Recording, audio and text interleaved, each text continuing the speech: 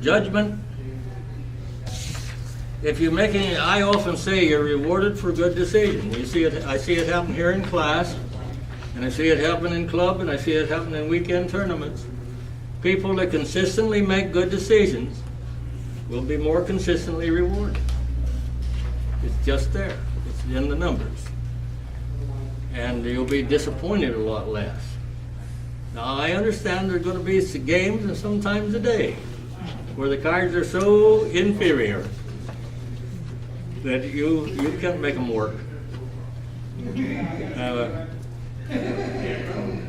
I think the worst drubbing I ever got was getting skunked 6 times on a 9-game card. I don't think there was anything I could do to avoid getting skunked 6 times. Cards were so weak, and in 3 or 4 of the games, my opponent really didn't have that good cards. But mine were so weak, it didn't make any difference. They could have laid 5 down each time and won. So, but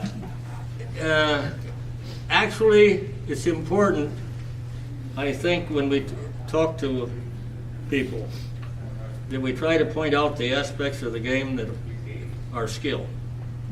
See, like all card games. Like all card games, the distribution of the cards, I think, is random. I don't think, I've heard people say that if you think positive about that, you can draw the cards out of the deck that you really want. I don't think so. Bob Julian one time told me that if you want a particular card, you have got to create the picture of it in your mind, and then you got to move your lips 3 times, 6 of diamonds. 6 of diamonds, 6 of diamonds.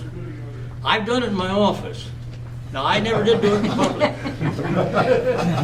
But I got to tell you that in my office on 100 times, by visualizing the card and doing that 3 times, I got the card I wanted 3 times in 100.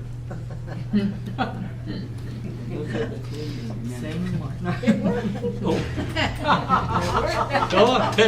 Proof that it works, right? Oh, sure. All I got to do is do it 1,000 times, and then I would increase it to 30, right? Okay. Okay. But so you can believe that, and I think it is important to have a kind of a positive image of what's going on in the game. But you're way beyond me. If you can focus on a card mentally and make it happen a high percentage of the time, you don't need these classes. You're wasting your time by being here. Just refine those talents further. Okay. Another thing I think that's important in the outcome of the game is that a good player manipulates the game to their advantage. And this goes with the offensive, defensive pegging. I manipulate. Remember when we were back in pegging, we talked about sleeper cards? Part of that, you see, is manipulation. I'm showing you a card that doesn't look like the rest of my hand.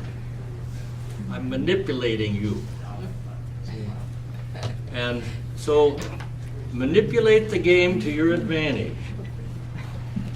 You'll have opportunities to do that.